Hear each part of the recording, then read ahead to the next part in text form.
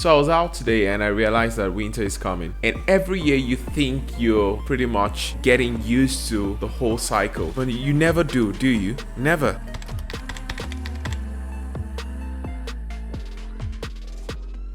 It is a fact that you have a good life here when you move over to Canada. But Canada is not for everyone, is it? There's some things you might want to check to be sure that you want to come to a place like Canada.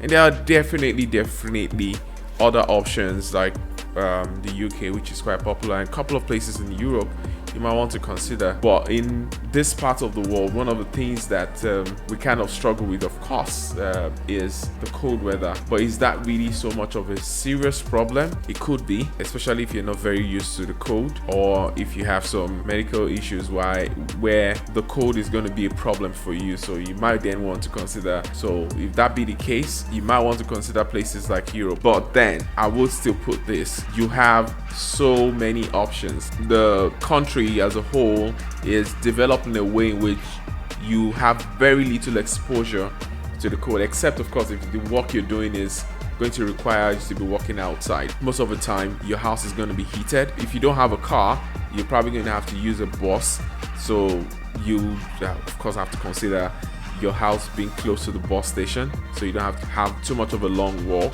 You can time your walk to this bus station, and then the bus comes in and the bus is heated, and then the bus takes you to wherever you're going to, and then you probably have a little walk that you're going to do, and then you get to your office, and which is going to be heated, or you get to a grocery store, or you get to anywhere you're going to, which is going to be heated. So you're going to have that little, or you're going to have that very short exposure to the cold. So I wouldn't necessarily say it's a problem, as long as you're ready to heat up your house to the temperature you want, and that's going to cost you a lot of money. Also, statistics shows that the rate of offing oneself, I don't want to use that word because of algorithm of YouTube, but I hope you know what that means, right? Goes up during the cold and the dark seasons, which is winter mostly, or when there's less sunlight. So if you have some form of depression, or clinically diagnosed, by the way, it's always important for you to actually have an assessment. You might want to actually check that out, not to just self-prescribe for yourself. But if you do have those kind of medical conditions, you might want to consider that, because winter can be quite harsh, because you're going to have less going out, and nowadays that you have a lot of working from home, it might be a little bit harder for you because you're not going out as much. So that's something else that you should be considered. Now, your temperament is something else that you'd also have to think about. Now, this is tricky, because you would say people that are kind of reserved really don't care about interaction with people, right? In fact, some would say that they don't even want people around them. But I think to a large extent, a lot of people still want some form of communication with people.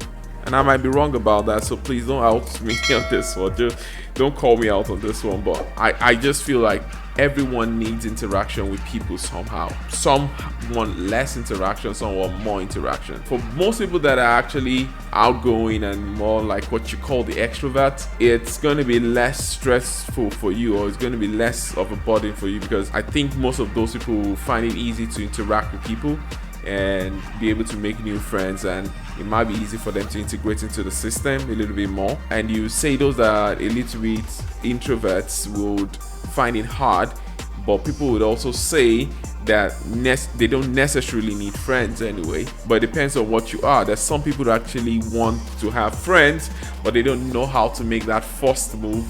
They are not necessarily the best at those first interactions. I would say that the solution to that most of the time is going to a place in which you have friends or families, and because that helps you. And then there's a society also.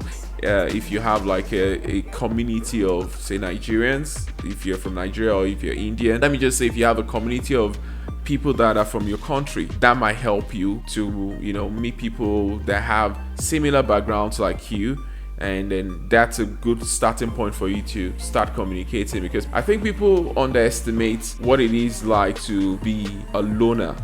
Sometimes people forget when you're from a country in which you've built your entire life and you can't even remember how you made friends. I remember when working in Nigeria, I worked in sales for a while. When you go into sales, because soccer is quite popular, it's one of those icebreakers. There might be a game going on, and then you talk about that, or you talk about the politics. of the country, where you know how easy it is. You always blame the government for almost everything, but those are, like, I'll call it icebreakers. Those are ways in which you communicate, and it used to be quite easy. Those might not necessarily work here. For instance, in the office place, you're not necessarily advised to discuss too much of politics.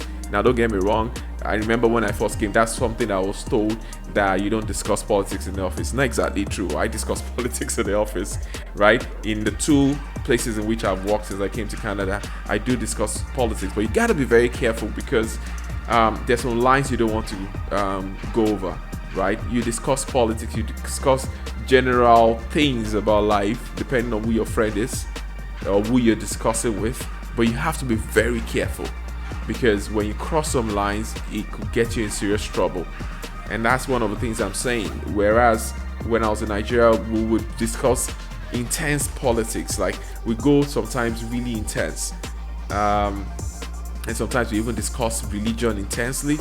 Although I would say in Nigeria we're a little bit careful about that, because it's a boiling point. Sometimes you got to be very careful, especially depending on who you're talking to.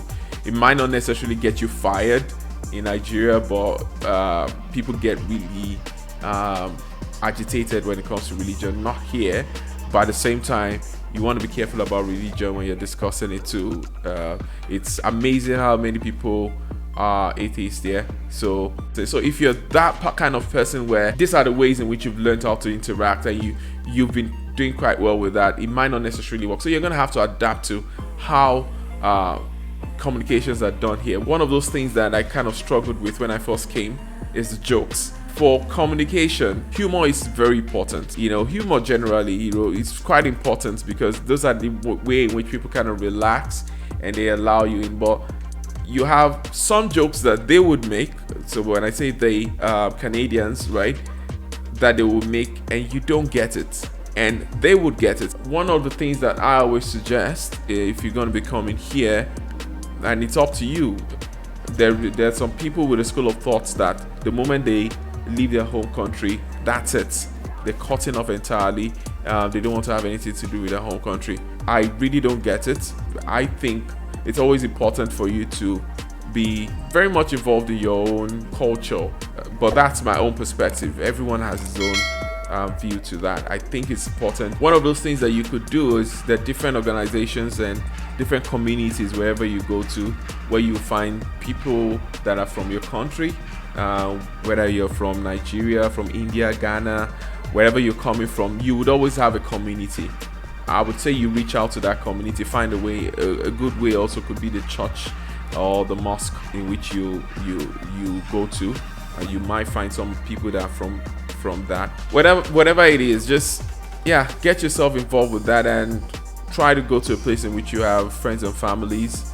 That shouldn't be the sole reason. The main reason you should be going to any place should be where you're going to get the best opportunities to be able to support yourself.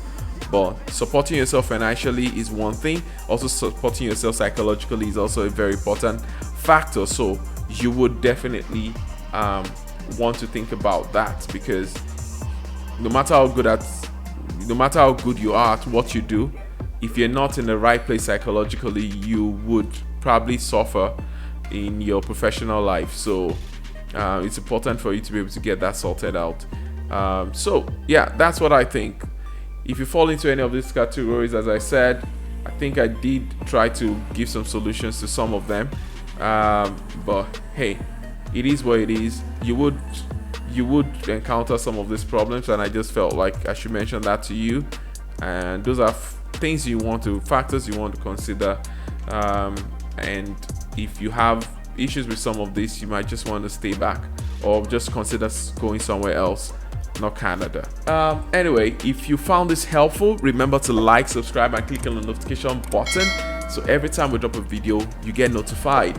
For instance, if you'd like to see the safest cities in Canada, you should click on this video. Until the next time, remember, it's a Deliberate Expert, and have a beautiful day.